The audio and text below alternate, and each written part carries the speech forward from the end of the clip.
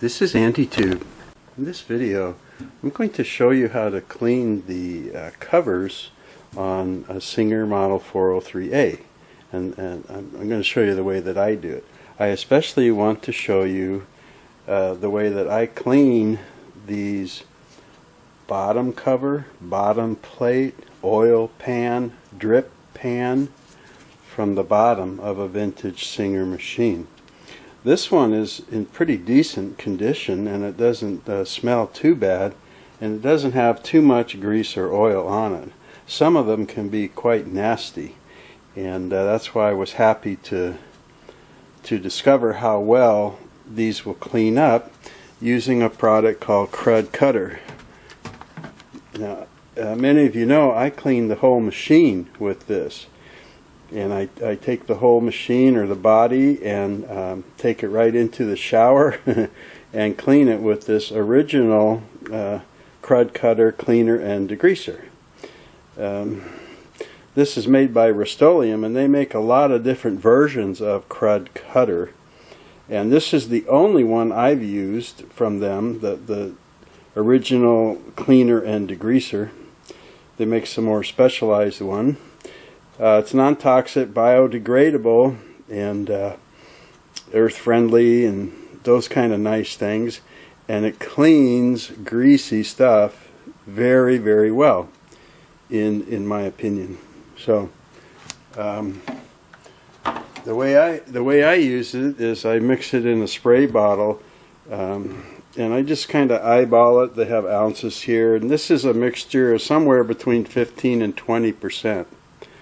And as I said, I use that on the whole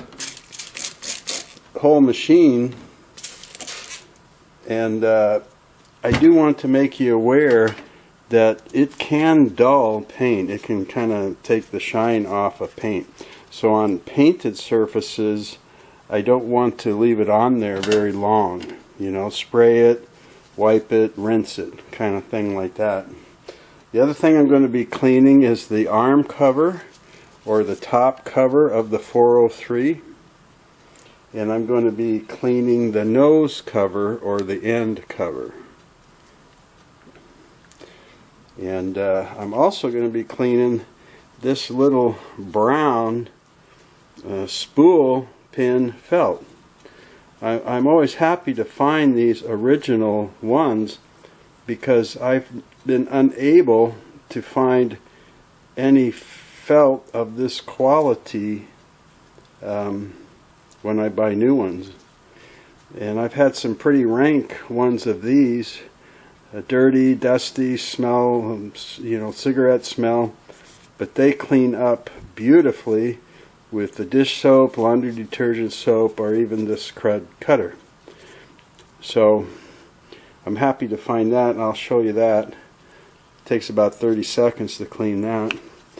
Now, if you like, when you go to clean this, I'm going to show you how to take this arm off and put it back on. You don't have to do that, you know, when you clean it. But sometimes people working on it or using it, this comes off and they kind of panic and like, how do I get it back on? So I'm going to show you that. But I want to start with this felt part back here, because I usually spray it and let it soak, and rinse it and spray it and let it soak while I'm doing the other parts. And if you have lint on it like this, I would say clean it off while it's dry, because you don't, when this felt is wet, and I call it felt, it's kind of like a mixture of felt and tar paper or something, but I call it felt, and I have found when it is wet, you sure don't want to scrub it or rush it or brush it, because it can beat it up pretty quickly. It's a lot more delicate when it's wet. So I've gotten off most of the lint, and I'm just going to spray it down. Make sure I'm in the camera frame here. Going to spray it down good.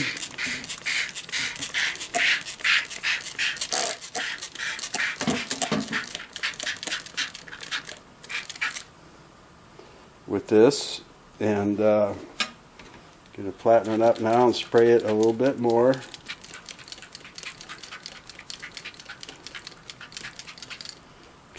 Kind of a unique smell when this thing gets wet. So I'm just going to set it over there flat to let it soak for a while.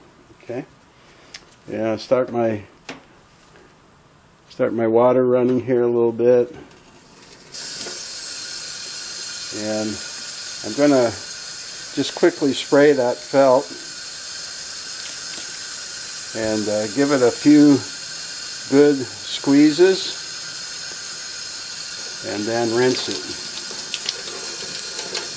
Now, except for that bottom oil plate and this felt, the other parts, when I'm done washing and rinsing them, I dry with the hair dryer. And I'll just briefly show you that, just, you know. But that's about all it takes to clean one of those felts. And I'm just going to squeeze it out. Move on now to this nose piece. And I'm just going to give it a quick spray, like that. And I'm going to give it a quick wipe, in case there's any oily or very dirty spots. And then I'm going to rinse it well, because I don't want to leave that Krud Kutter on the paint.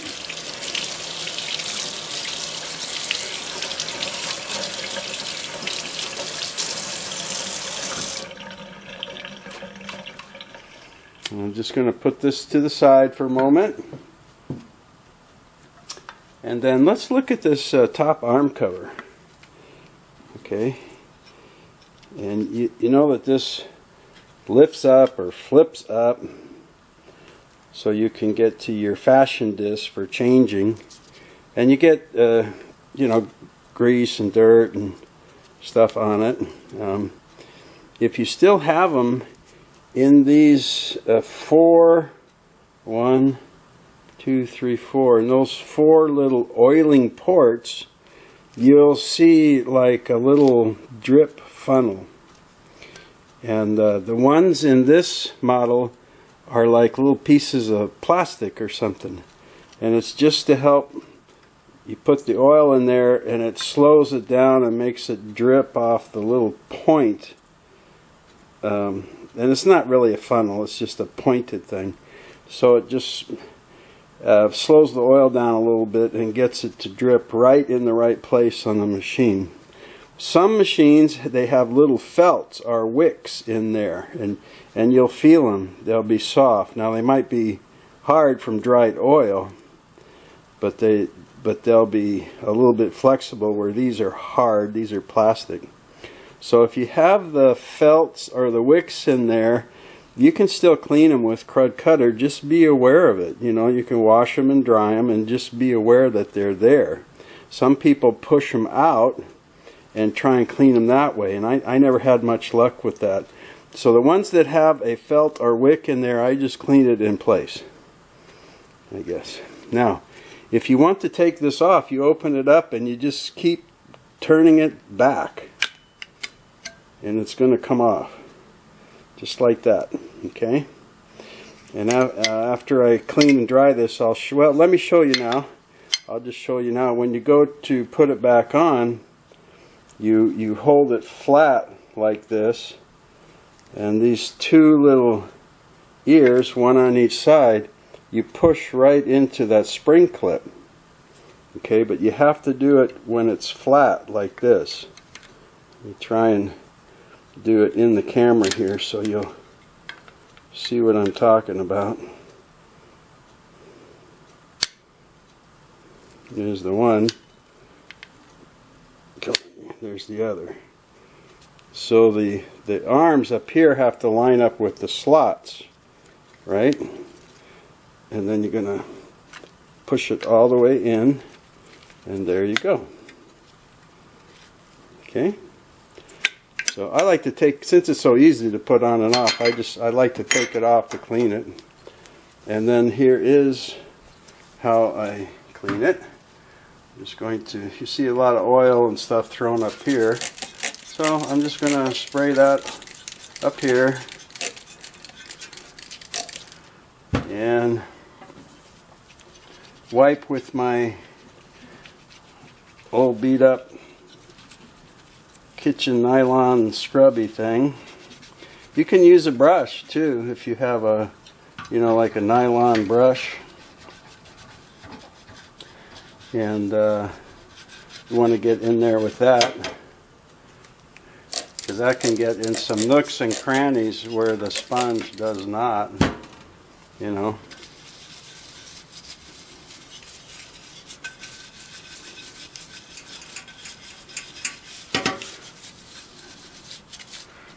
Okay, I see it's a little stubborn right around the rim there. I'm going to have to work on that a little bit extra. And let's come up to the top side here and give it a quick spray and quick wipe down.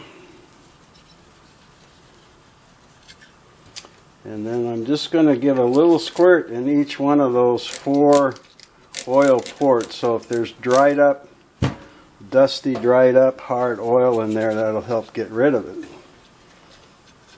Okay.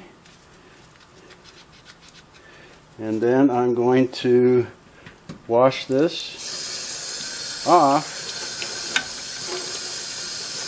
and get all that Krud Kutter off. Now when you're done, if you see little spots, like, let's see, where am I? Can you see that? There's some little bit left there. And there's something going on right there. So I can come back in here and spray some Krud Kutter directly on my sponge. And I can work on those areas particularly, since those spots didn't come clean during my initial cleaning. Got a little bit more on this rim up here. A lot of times you see where people have used grease and oil that's really not made for a sewing machine, and it has other ingredients in it, and when it dries, and those other ingredients, they just kind of varnish right up. And they can be very stubborn to get off. You have to work on them with a wire brush for a while. But just remember not to leave the cleaner on the paint for very long, okay?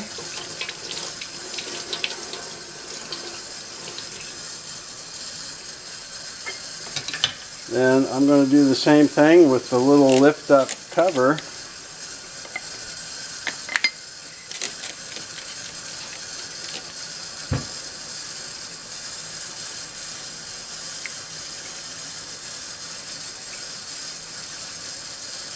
Yep.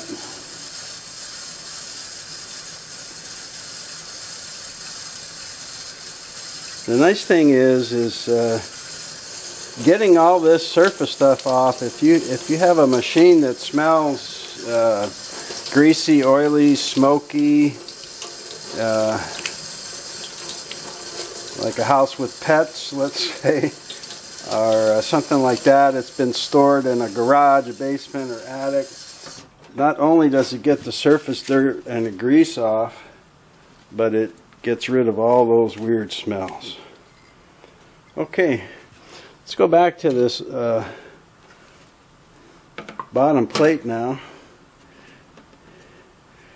and take a good look at it. I'm going to spray some more.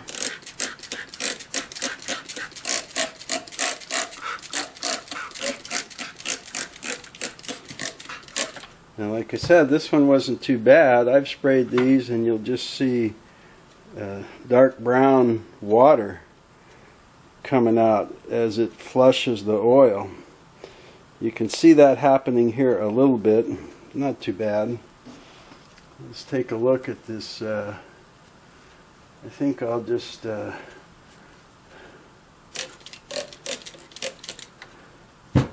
scrub this one corner here a little bit.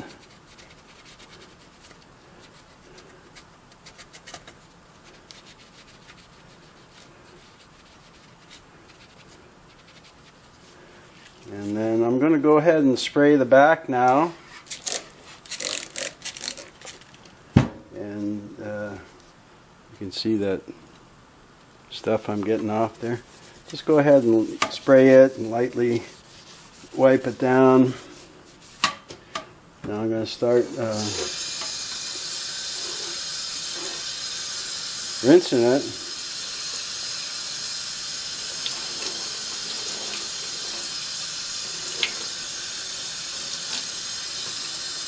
I'll show you the gloves here from touching that, right?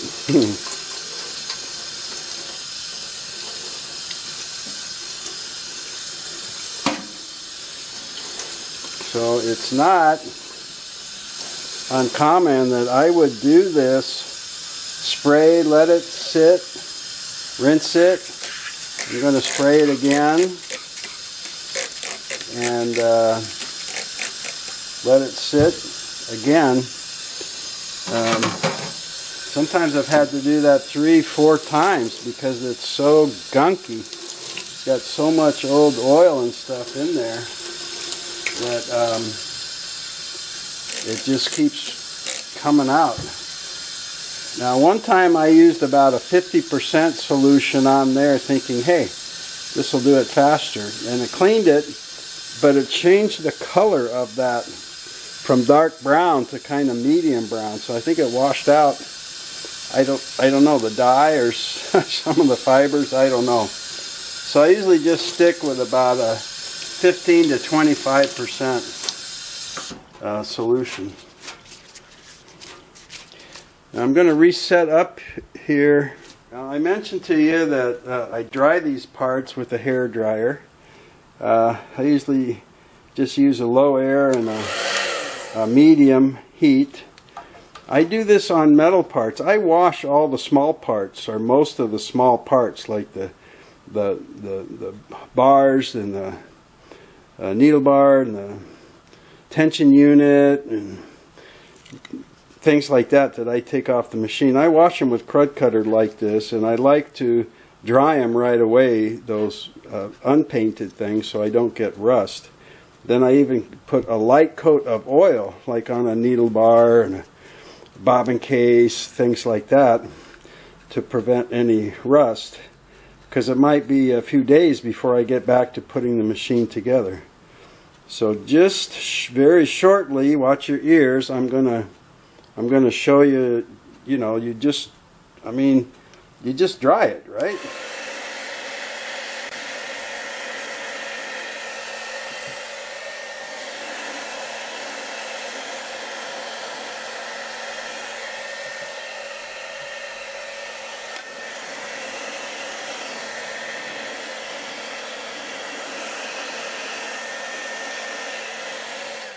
I don't need to do that for you. You get the idea. Let's rinse this plate. Oh, now you can see. Can you see some more of that coming out now? Yeah. Yep. So just going to rinse it good. And like I said, try not to rub it very much because it will damage it. And the other thing that you will see is when it gets good and wet, you'll see that it, I don't know what you call that, warps, puckers up, and it looks like it gets loose. And that's why I don't use a hair dryer on this. I just set mine outside because I'm in the desert, it's very dry. But just set it someplace out of the way and let it sit there all day or overnight. And when it dries, it'll come back flat. If you dry it real quick, it can stay all misshapen like that. So I just let it, I guess you'd call it air dry, right?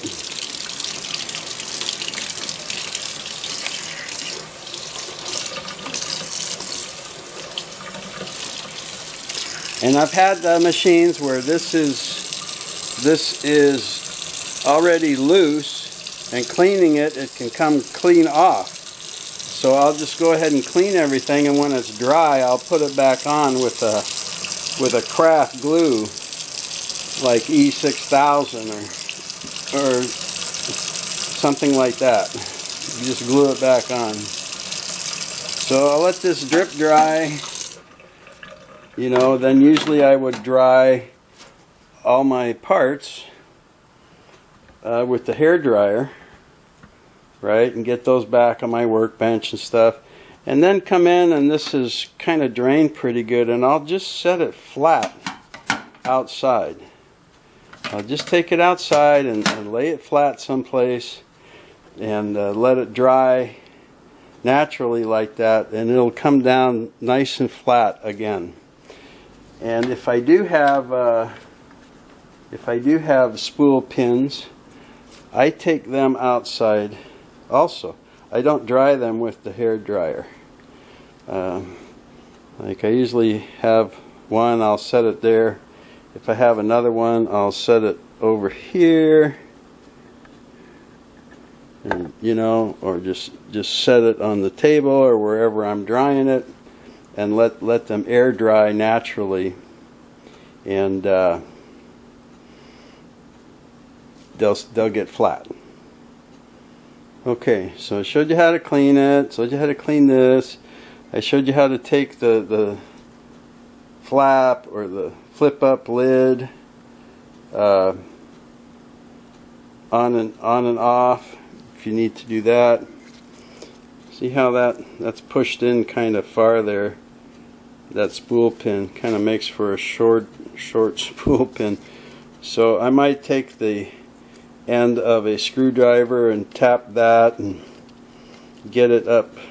Usually flush or just a little bit past there is enough. Depending on how these look, I might replace them. It just depends. Okay, so that's how I clean the painted parts. And like I said, I clean the other parts of the machine, the hand wheel, the tension, the levers, the indicator plates, you know, the numbered plates and stuff for stitch width and stitch length and things like that. I clean them all, spray them with Krud Kutter. If they need it, I'll wipe it down a little bit or brush it down a little bit. Rinse them very well, dry them with the hair dryer, and put a little oil, either just rubbing it on with my hands, or I have a cheap little artist brush. I'll dip in oil and just brush oil on stuff.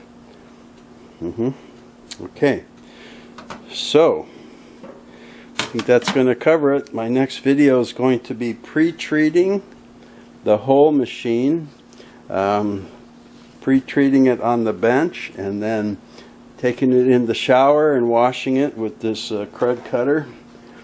And you can dry it with a leaf blower. It's my favorite because it's quick. Or a hair dryer, and then putting it on the bench and putting a light coat of oil on the metal. And if I do happen to get some flash rust on it, which can happen, then before I put oil, I will first treat that with a little product called The Must for Rust, also by Rust-Oleum. I'm splicing in a short clip here because by the time I got to editing this video, my oil drip pan was dry, and so was my vintage brown felt. It came out nice and clean, well shaped, and it smells fresh, and so does the felt on the oil pan, flattened out, and it looks good. So I'm real happy with how everything turned out. I had mentioned that this can be loose. There's some kind of a glue Singer put on there, and depending on how long and how many times you have to clean it with the Krud Kutter, the little edges can get loose of the glue, or some of them. So if that does happen to me, this is what I use. It's just like a craft kind of sticky thing. It's flexible. It takes the heat pretty good. Not that these get real hot here, but the gears and motor do get hot. So I just run a little bead around the edges, you know, and then press the felt down. And if I have to, I'll put a little something on there to weigh it down. And this product works really good. It was like $3 at the Walmart. And a neighbor who does a lot of craft type work is the one who told me about it. And let's see, the other thing I had mentioned was that this spool pin was sitting pretty low in the machine. I mean, it was sitting a lot lower height than the other one. And you see both of these, this is a replacement because it has a little split tail, and this one is the original. You can see it's a little discolored with age, and but it was sitting pretty low, and I did just take a screwdriver with a plastic handle and tap it until it got flush with the metal and bring it up to regular height. If you want to replace these, you can turn it over and take a little punch or an ice pick or a very small, like a screwdriver, you know, and push them out. They're just pushed in or tapped in with a small hammer or rubber mallet. So I wanted to show you that. And I mentioned that I clean all the metal parts with Krud Kutter, and then I dry them, but sometimes you can still get little spots of flash rust, just a very light little rusting here or there. And if I get that before I oil the part, I will put some of this on a cotton ball or a little t-shirt rag or something and wipe it off. And it takes off flash rust like almost immediately. It's just so quick and easy to use. And this was about $5 or $6 for 8 ounces. Okay. And this is good too when you let's see if I can get up here. When you take out the old rubber feet to replace them with new ones, the screws in here are often rusty, and because even if they're in a case, those feet can stick out the bottom of the case. And if they are, I just take a little plastic cup and put them in there, and I'll pour enough of this in to cover them and just let them sit. Depending on how thick the rust is, I've soaked them for 5 minutes and they've come out spotless. I've had to soak some for an hour or two to get the rust off, but eventually it will come off, and then you can brush them up with a little wire detail brush if you want them to shine a little bit, and that works very well for removing rust on those. And then all the metal parts like this that I clean, then I'll take my oil, and I often just use regular Singer sewing machine oil or Lily sewing machine oil for this, but I just want to put a real light coat of oil on everything. So I'll take some kind of oil, squirt some in a little plastic cup, dip this little brush in, and just give them a real light coating of oil. I'll even rub it in with my fingers, or if I have my gloves on. I just want a real light coating of oil on everything. So I'll do that on the metal parts.